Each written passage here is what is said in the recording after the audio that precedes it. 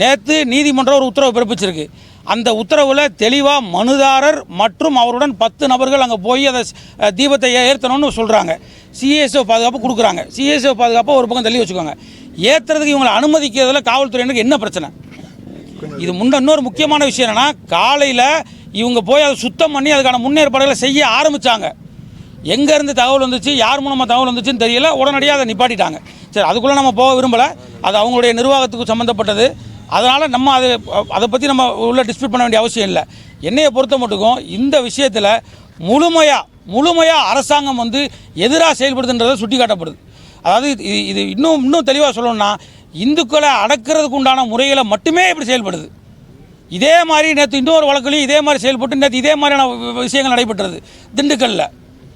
நம்ம இது ஒவ்வொரு காரணமாக ஒவ்வொரு கருத்தாக எடுத்தோன்னா இந்த எக்ஸாம்பிள் விரிவடைஞ்சிக்கிட்டே தான் போகும். அரசாங்கம் இந்த மாதிரி வேறு எந்த மதத்துக்கும் செய்கிறதில்ல, இந்து மதத்துக்கு மட்டும்தான் இப்படி செய்கிறாங்க. இது ஏன் அப்படின்னு புரியலை. ஒருவேளை அவங்க வேறு ஏதாவது தன்னிச்சையான காரணங்களாக இருந்தால் அந்த காரணங்களுக்கு மக்கள் தான் பதில் சொல்லணும்.